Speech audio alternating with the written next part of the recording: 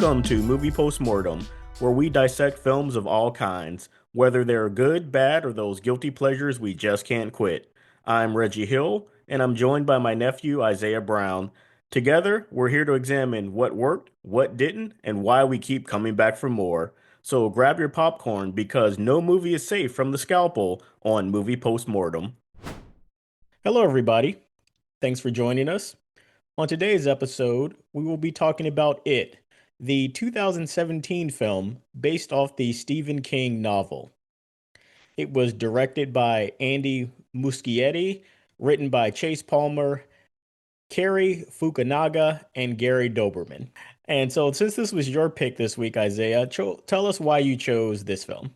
This movie came out while I was still in high school, and if you were asking me what my favorite horror movie was back in high school, I would have said this movie. But here we are years later, and I just realized, man, this is still a decent movie, but it's probably not my favorite anymore.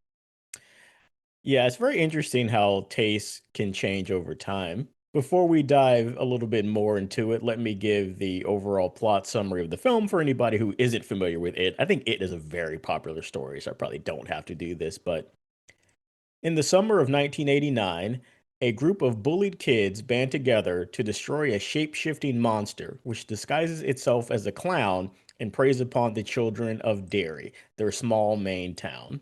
I remember reading it. I think it came out like in 1986. It was huge. I had the paperback and it was like such a thick book. Yeah, I remember trying to read it multiple times before giving up, like not even like a quarter of the way through.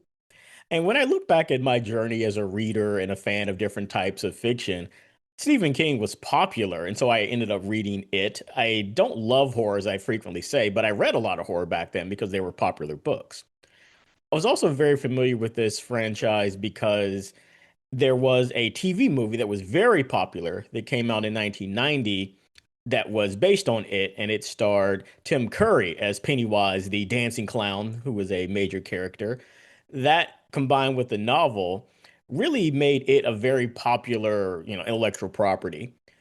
I was very kind of curious how they would make this a movie that would be a standalone film. I remember when it was first announced. And based on the popularity of the original It property, I was like, well, we're kind of revisiting something that I think we already did a great job of based on the popularity of Tim Curry's version of Pennywise and that miniseries. This film went on to be a huge blockbuster.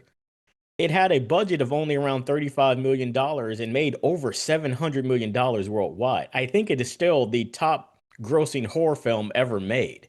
So, what I remember most about this film was just how massively popular it was. And even I saw this, not liking horror, I saw it in the theaters. Yeah. The thing you remember most probably about this film is just how much people talked about it and just how popular it was. Because I remember even online years ago, which is still crazy if this is 8 years ago. Man, I'm old now. But I remember people used to make so many videos about this. People doing voice impressions of Pennywise online to troll people. People would do like rap remixes of the Pennywise theme from this movie. So this this was like this movie was like my identity for like a few months straight in 2017.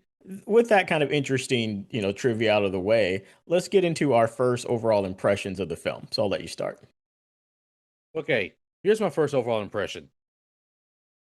There was so much of this movie that I just did not remember, which is weird because years ago I held this movie in such high regards. You'd think, okay, I'd remember everything about it.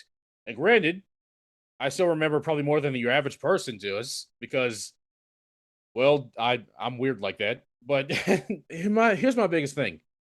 I remember this movie being a whole lot better when I was younger. Well, maybe not even better, but like, well, both better and scarier when I was younger.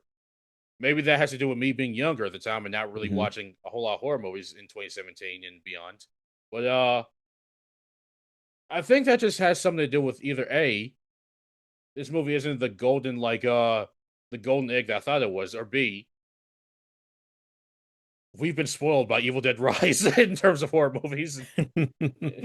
Yeah, because like I, for a good portion of while I was watching it, I was both like, okay, yeah, now I remember why I like this, and also like, man, Wasn't this better years ago? So it was like a weird mix I had in between that. By no means do I think this is a terrible movie, or do I think it's like the greatest horror movie of all time. In order to round this up together before we get into the nitty gritty, I say this is a 3.5 out of 5. I don't have any big problems with it. We'll get into that later, but I still have a few problems whatsoever. Okay, that's fair. You're starting at a 3.5 out of 5 stars. For me, I will start at a 3 out of 5 stars. I remember when it came out, and this is the first time that I have ever rewatched the film. As I say frequently, I'm not a huge fan of horror, so I would never choose to put on a horror film. I felt the production quality of the film was by far the best part. Great cinematography, kind of great mood. And I think that was in large part because of the writer. So Cary Fukunaga, he had come off the heels of a very successful True Detectives HBO show. And I remember in the pre-production phase, he was supposed to actually direct this film. Then I think he was probably just overwhelmed with other duties, including that show, which he was still writing and directing. And so they passed it off to Andy Muschietti, who had directed Mama, a horror film I know about, but I've never actually watched. And looking at the aesthetic, I was like, oh, I see why this was popular. It had that kind of slow building, slow burn, intensity, and sense of dread that was sort of popular from True Detective as well. But as you said, watching it, I remembered segments. I was like, oh yeah, I remember this being really good. But otherwise, I felt honestly that it dragged. I would say, yeah, it's not that great. And so that's why I give it a 3 out of 5. So let's dive into our causes of celebration. Do you want to kick us off? To start off, I'd say the biggest cause of celebration I could give this movie is just Bill Skarsgård himself as Pennywise.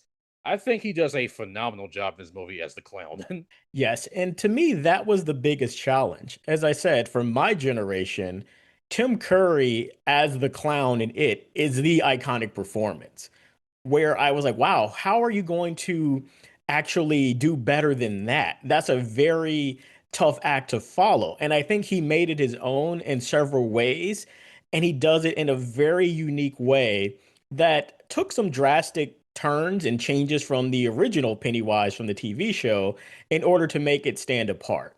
And I Yeah, really applaud him for that. yeah, because from the original TV show, Pennywise was he was still creepy, but he was more funny than he was creepy, wasn't he? Yes. And I think the initial design choice was also interesting. This is something like, and I won't compare it directly to, but it reminded me of Joker, or sorry, it reminded me of the Joker from The Dark Knight, where you're following something where when sorry, what was his name? When Heath Ledger was cast as the Joker, there were lots of people who were like, man, he's going to be terrible. This is a pretty boy. When all the initial images of what the Joker was going to look like. People hated it. They thought it looked cheap and stupid. But when they saw it on film, they were like, wow, that really worked. I felt that same way about Bill Skarsgård as Pennywise. I remember during pre-production when Will Polston was supposed to be Pennywise, and then he dropped out. So I was like, oh, wow, they can't even figure out who's going to play the clown. So this is probably not going to be good. But when he actually shows up, he has this very old look. Tim Curry's version looks like a circus clown. This looks like some kind of Victorian Renaissance doll Okay, almost. well, I'll take it even further. It looks like some kind of foreign entity pretending to be a human clown. Yes. And it's this creepiness. He's never funny. He's always unnerving. And I would describe his energy as almost very frantic all the time, like he's in the middle of a fit that he can barely control at all times. And one of the things we keep pointing out with great performances, and we mentioned this in Evil Dead Rise, a lot of times there's going to be physicality, just like we mentioned with Jim Carrey. Here, it's not just his face, his eyes, there's like how he moves, how he dances, how he postures himself that really comes through the makeup that I think really makes this such a creepy, iconic character. No flack to Bill Skarsgård in real life, but you look like you could kill somebody. Yeah. I think the best Pennywise moment in this movie is absolutely that moment where he comes out the fridge and he's like terrifying one of the kids. He does such a great job there. You were just like, man, you're playing a character, right? This ain't just you in this. Mine is when he comes out of the projector screen Oh, that one. Oh yeah, that one's also good.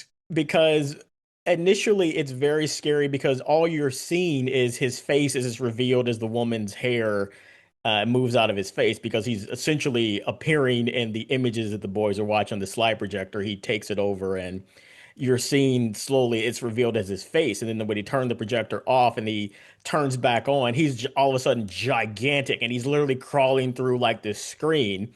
And just the intensity of his eyes with those buck teeth and everything, he just looks like a nightmare. And I feel like that's one of the things that I kept writing down repeatedly in my notes is that Pennywise just looks like a nightmare personified, and they did a Yeah, great job with that. yeah, I love that. So my second cause of celebration is related to what we just talked about in terms of the kids. I think this has a very good young cast. This is one of the films that actually used actors around the appropriate age to portray their characters. This film is essentially Stand By Me, another Stephen King story. That's based on, or sorry, that centers on young boys essentially going on an adventure. In order to tell a story involving a bunch of young kids, you're going to need good kid actors.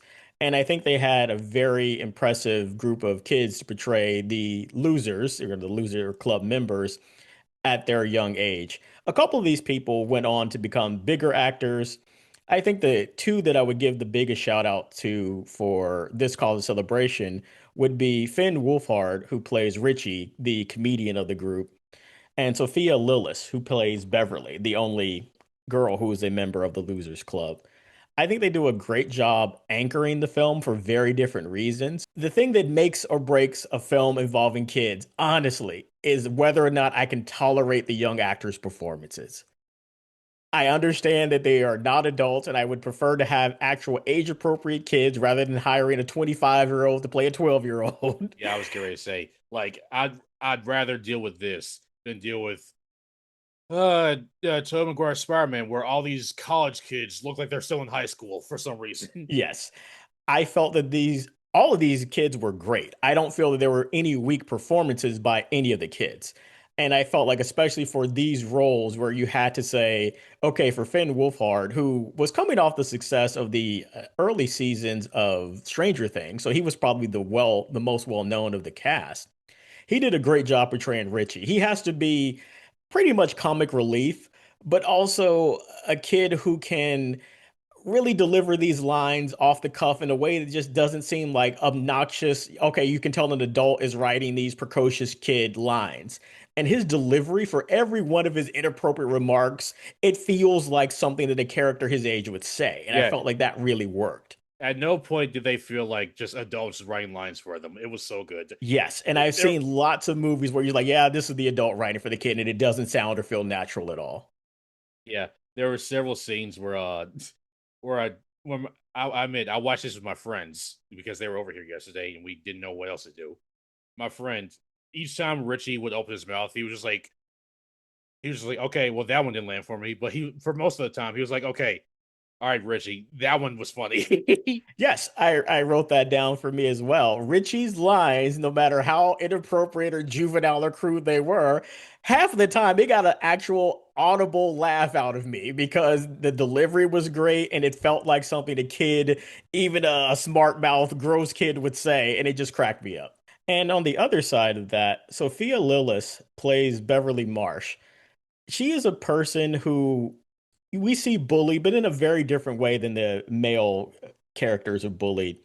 We see that the girls and even the adult members of the town think that she's very promiscuous. There's all these rumors about how many guys she's with and all this kind of stuff. You can tell it's not true, and she's trying to mask how much it really hurts her. We see girls dumping trash water on her and things like that. She portrays a character who, despite the idea that people have about her being promiscuous, all these other boys, you get the hint, and it's not overtly shown, but it's usually implied, I think very strongly, that she's being abused by her father. Oh, I was gonna say it's not hinted. Yeah, it's not, yeah. So she's dealing with the reality of what her father is doing to her while dealing with what the townspeople think about her. And she's trying to be strong, but at the same time, you can just see how all of this weighs on her. Yeah, and like to make it even worse, it's a very vicious Ouroboros that's going around the town. The more people say about her, the more her father comes down harder. Yes, and It's all a very vicious cycle we got here. yes, and all the scenes with her and her father, where you see her and recognizing how much power he has over her, not just physically, but just mentally, trying to stay out of his grasp and trying not to anger him at all times. I thought she did a really great job. So this was the first role that I saw Sophia Lillis in. I've seen her in other things in the horror space, but I think she's going to be great the older she gets as well. Here's my next cause of celebration. I feel like Stephen King did such a good job writing to make you feel as isolated as the kids do. I alluded to this in our Nightmare on Elm Street episode, where I said directly, like, hey, Pennywise being there makes everything worse throughout this entire town. Worse overall. And makes the kids more isolated, makes them more afraid, and makes the adults more like dumb and apathetic almost. And not even just that, but makes them even meaner than they already are. Like, I feel like the easiest example to look at this is when when Ben is literally on at the bridge and like there's a car literally driving by and they refuse to slow down and you see a balloon in the back seat. That's does such a great job of telling you like, no, Pennywise, he has this town in chokehold. So you kids, you're going to figure this out yourselves. Yes, I feel like that's one of the things that Stephen King did really well with this story. And I can't help but compare it to Stand By Me, which I think these films initially were both set in the same year of like 1959. He's telling the story of kids really dealing with adult things on their own. And these are very serious things. And it's kind of like not just an adventure these kids are going on, but something where you wish they would have adults in their lives who could help them. But it is something where they are very isolated and you can feel that isolation in the kids. Like when you see Beverly at home with her father and she tries to leave and her father has padlocked the door. So she can't leave her own house. Something where it's like, oh, wait, I realize I'm not at home. I'm in a cage where you see Mike trying to make deliveries and being chased down by racists, and it's like nobody is there to help him, and they're just kind of looking. When you see Ben constantly being tormented by people and others literally looking the other way and just letting it happen, it's that scary feeling of like, wow, even though there are people around, I'm still on my own. So my next call to celebration, I think it's something that we might have mentioned in some of our other points, but I just want to give it a special standout moment here. I think the imagery and the nightmare sequences is very effective in this film. It is just really creepy and unsettling and actually scary. We've talked before about films that don't actually scare you. This film is scary. Well, I see why it would scare you. Yeah, it scares me. Yeah. For me, Pennywise is always scary. All of the nightmare creations that he has are very scary. The one that I actually felt was a more creepy design than Pennywise himself was the leper Oh, that Eddie dude, kept seeing, who has like this really disfigured face and he kept chasing him around what they kept calling the crack house. That guy creeped me out. It was just really unsettling. dude.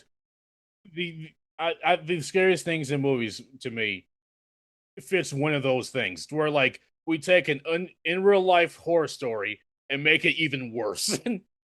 And to think, leprosy used to be a huge problem a few not a few years ago. Well, leprosy still is a big problem, but not as big as it was years ago. Yes. But the leper overall, how he was chasing Eddie and like his arm was like barely attached and like his nose was like non-existent, and like it was so good. Then I can't remember the actor that was in the makeup, but hats off to you, man. You were like my favorite. You were like my favorite other monster in this movie. Yes, it was really well done. And just the way that Pennywise would appear, even if you knew he was going to show up, and this is how I could tell it was a good jump scare. When it's like, okay, there's a balloon, and you know, like once the balloon pops or he's going to come from behind the balloon, he always terrified me. It always scared me every single time. To me, the most effective and the scariest moment with Pennywise was when one of the bullies has run off into the sewers because he's trying to track down Ben, I believe, and he ends up seeing all these crazy, hallucinations. And when he is kind of cornered because he can't get out past these metal gates, he just turns, there's a red balloon in front of him. And Pennywise is going to be behind that balloon. And when Pennywise appears and comes after him, it's just very scary for me. Again, I'm kind of a chicken, but that scared the crap out of me. That's fine. I'm not gonna hold you for that. But yeah, just the overall use of Pennywise being in pictures and TV screens and things that we mentioned, I thought the imagery was just very effective. The very creepy dance he does when they go in the sewers and they just see him come out of the screen when he's doing this Pennywise the dancing clown routine, and he's just like huffing it, like just in this zone Oh dancing. It's yeah. just really When unsettling. we found it hilarious when he's just like doing like the Gangnam style and like the Ah, camera's yeah, I can locked see to that. his Yes. head.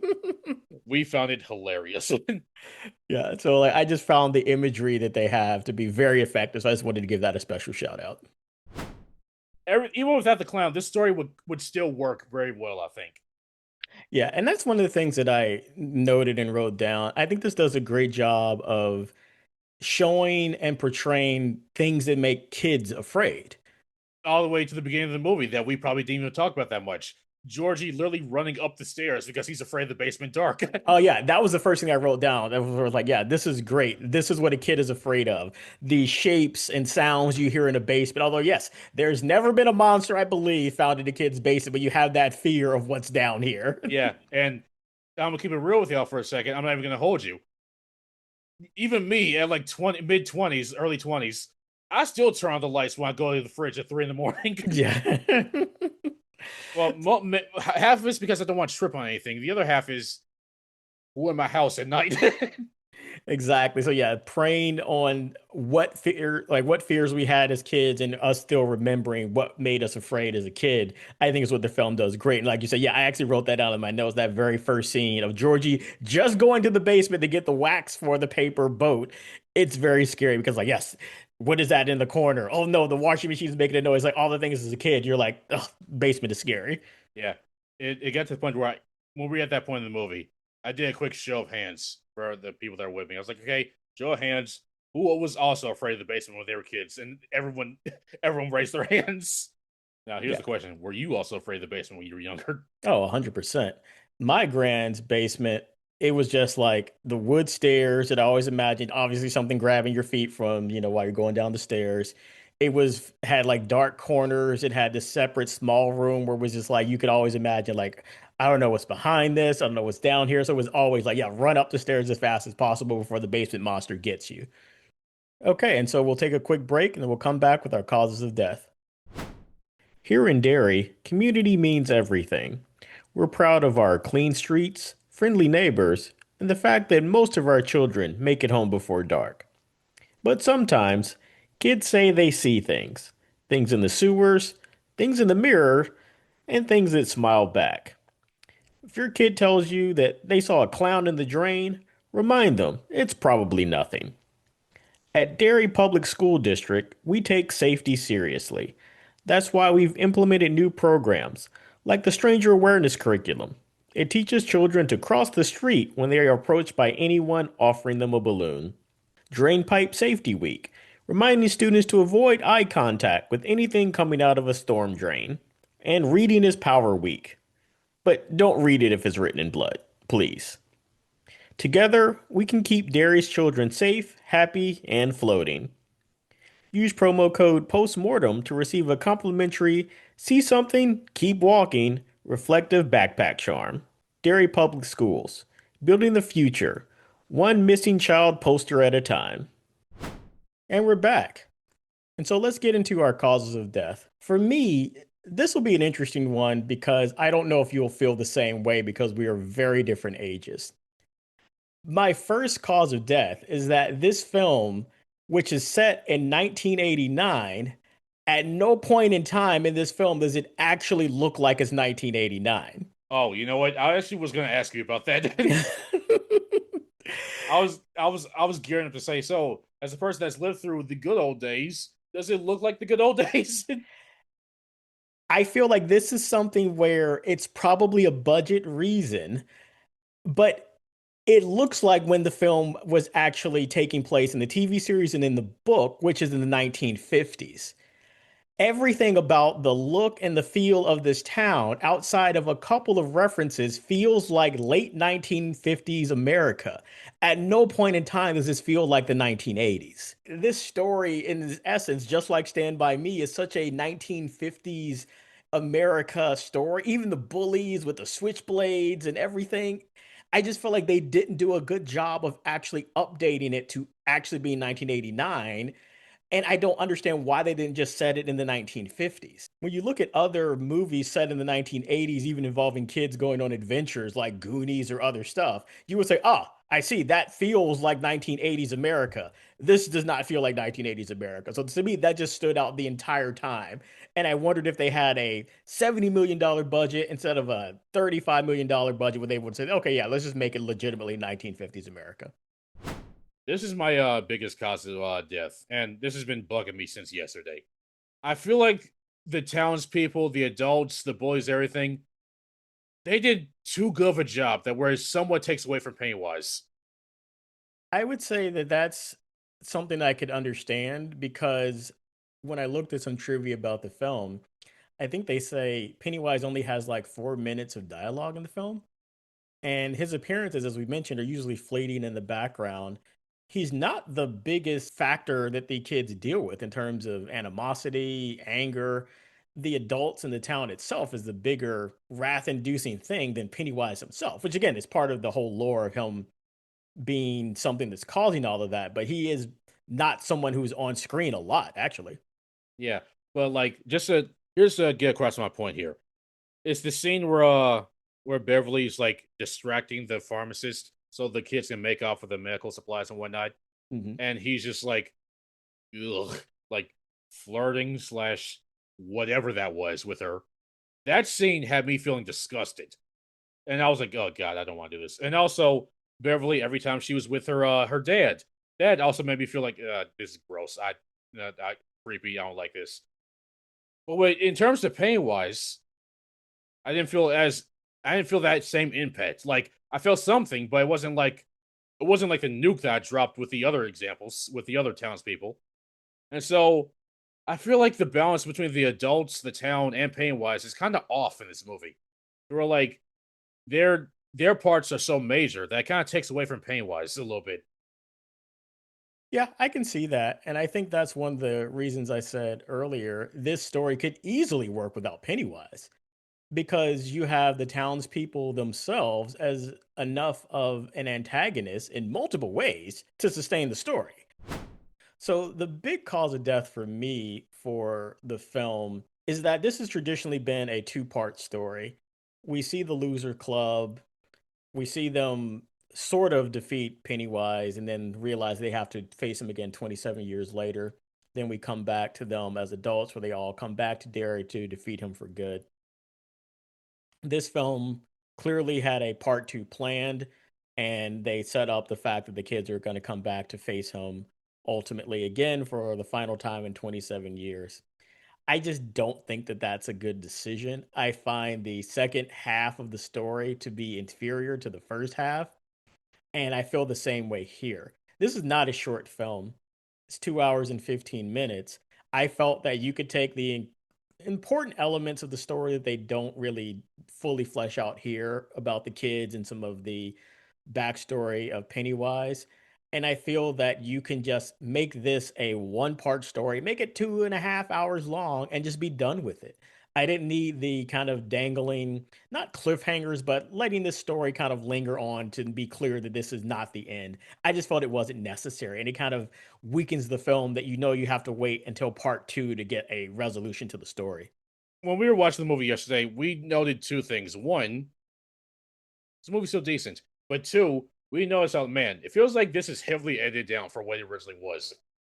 At no point do we feel like, man, this is like the entire movie here. And granted, you could get off the bus here if you wanted to, but you still feel like something's missing. And It's not a satisfying ending at all. yeah, the blood pact where like, if it's not dead, we'll come back. And I was just like, well, that's shameless, isn't it? Yeah. It's like that was pretty weak. So yeah, I just don't feel it works. This is probably a criticism that was you might have seen floating around a whole lot, saying like, "Oh yeah, it is a good movie, but it is not scary, really. This wasn't really that scary. Like, I was unsettled and I was creeped out by the adult like scenes, but I wasn't scared. No, I think that makes sense. It's really based on the viewer, what types of things that you like and that you normally view. I could say that, and I agree with you in that regard. This is more of a creepy environment with a few scares that were plenty for a person like me, but I could see how somebody like you would be like, no, this is not very scary at all. Yeah, and like this is an unfair like comparison, but I'm gonna do this anyway. Compare this to like compare it 2017 to like Smile 2 or Evil Dead Rise. You see what I mean? Like Yeah, yeah, not even close. Like I feel like those films are far scarier. yeah, and so that's why I've been sitting on this because when I watch a scary movie, I would like to be scared, and I don't want to be like just unsettled for like 2 hours straight. With Smile 2 and Evil Dead Rise, it got to the point where I was like, man, I do not want to watch this anymore because I'm too like frightened. But I was just like, all right, yeah, you get him, Pennywise. No, you didn't. And one of the things I can't speak for you, but this is something that I thought about while watching it and why I felt it wasn't really scary. I felt that there was a point where I could really see the relatively small budget of the film. And I can't remember if this was one of the things that was like, watch it in 3D, because it felt like a lot of the effects were shot Yeah, as if they were filmed for 3D. And once it moved towards the end of the film, Pennywise was just pretty much CGI creations. And that stuff wasn't scary at all because it didn't really look good. And I felt like that was one of the reasons it was never really scary, especially at the end. It was like, okay, yeah, this is just some, tentacles that he has now or some kind of spider thing, but it just wasn't really scary because it was not a great quality special effect to begin with. All right, we'll take a quick break and we'll come back with our script stitch ups. Looking for a place where time stands still? Come visit Pleasant Falls, the town that's been living in 1959 for, well, forever. Here, every day is a sunny Saturday. Our milkshakes are still 25 cents, our gas is still 30 cents, and our collective denial is absolutely priceless. Take a stroll down Main Street. You'll love the sock hops, chrome diners, and eerie absence of any cell phone reception. Wave to Officer Thompson. He's been patrolling the same corner since Eisenhower. And don't worry about outsiders. We haven't seen one in decades. At Pleasant Falls, you enjoy drive-in theaters that only play Creature from the Black Lagoon, burgers that taste just like Mom used to make, because she still does, every day, forever, and a community that never changes, no matter how much it wants to. Use promo code POSTMORTEM to receive a free souvenir calendar. Every month is June 1959. Pleasant Falls. The past isn't gone, it's just not letting go. Okay, and we're back. So now let's get into our script stitch ups for the movie, and I'll let you start. yeah. Well, I kind of alluded to this one earlier, so I'm saying right here at the climax of the movie, have Pennywise kill Stanley. I don't see any reason why he wouldn't kill him there. Literally has the flute woman got her jaws around his face, and she just walks. He just walks away for some reason, and they probably did just to bait for the sequel because that's where they kill him. But like, he was fully terrified there. That the meat was seasoned. Just eat him there. Like, why did he walk away? I agree. I think the biggest problem there is it takes an entity that is unbelievably lethal, and all of a sudden it seemingly can't do what we've seen it do numerous times earlier in the film. It's just weak writing and creates that plot hole. Like, oh, well, why didn't he do it then? It just you need to have the stakes continue to rise in the film. And I would honestly say because they did so little with Stanley, as you said, having him die in the second film as opposed to here, it just doesn't make any sense. So my biggest stitch ups all revolve around the same character, actually, and that's Beverly.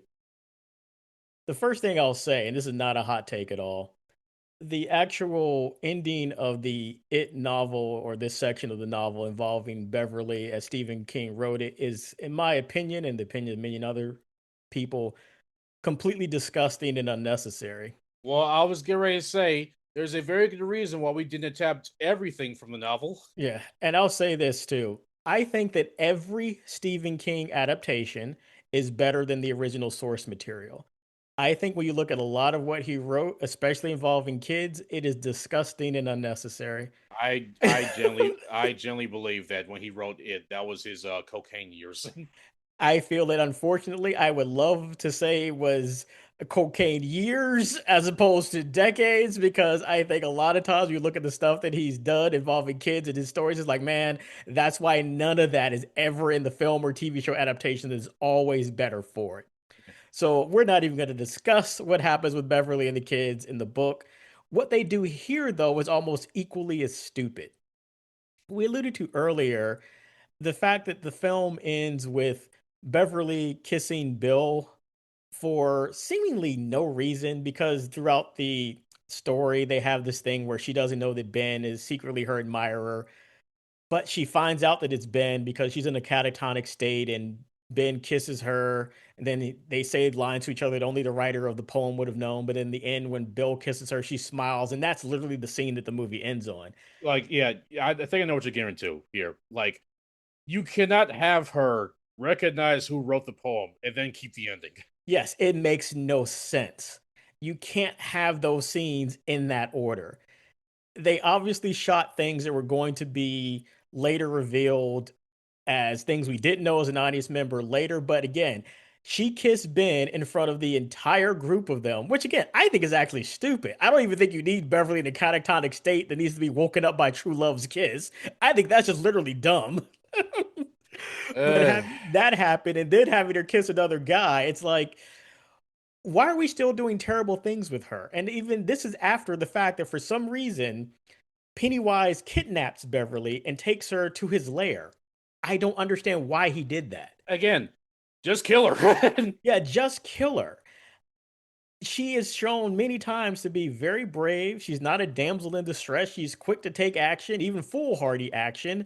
So why do we need her to be the bait that Pennywise literally writes, like, oh, if you try, you'll die. Like, come down to the sewers to get her so she can be suspended and, animation so that somebody can kiss her and wake her up. Like, I feel like, again, is this better than what Stephen King wrote? Absolutely, because what Stephen King wrote was absolute trash.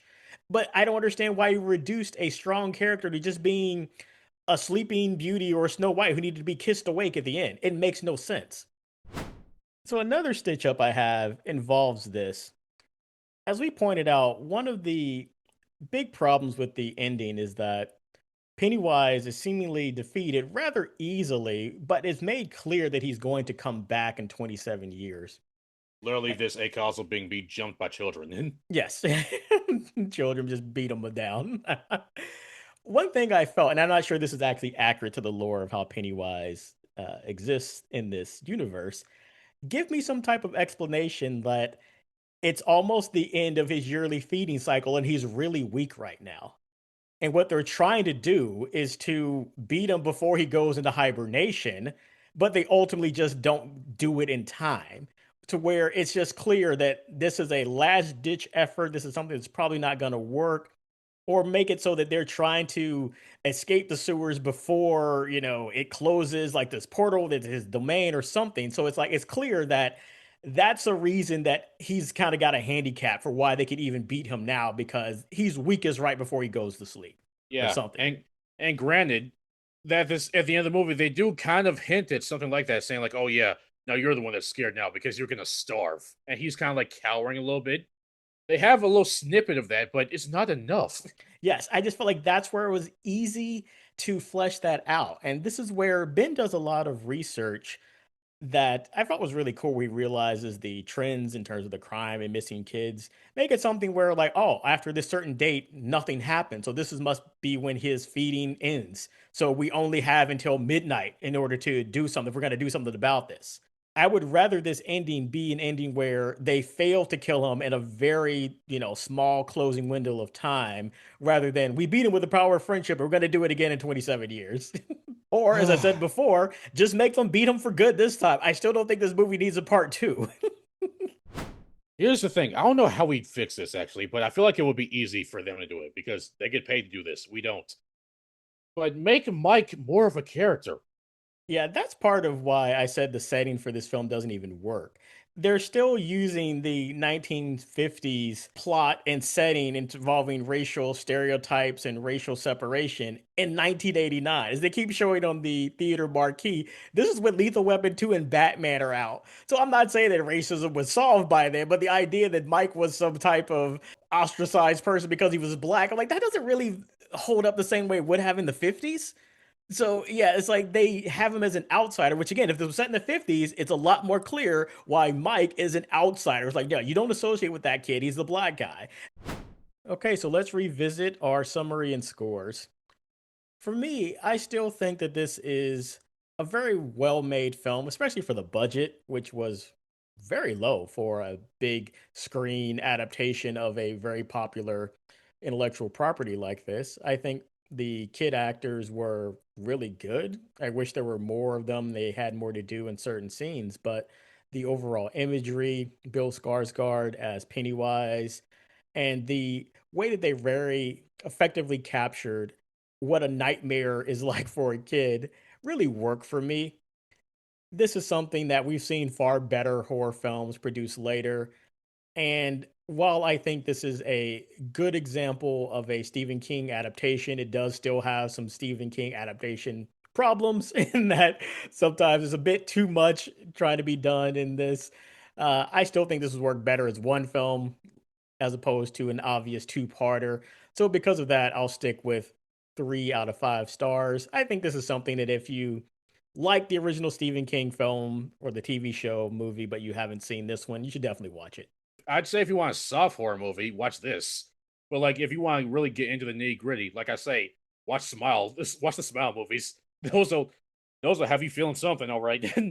Yeah, this is exactly what it turned out to be, a very audience-friendly horror film with a, intellectual property character in Pennywise. It was very well known. So it's Yeah, easy, very accessible horror.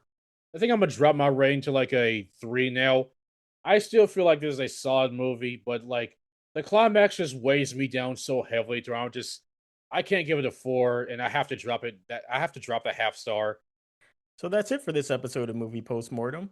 Don't forget to like and subscribe and give us 5 stars because even bad podcasters deserve a good review. Remember, whether it's good, bad, or just a guilty pleasure, every movie deserves a postmortem. Thanks for listening.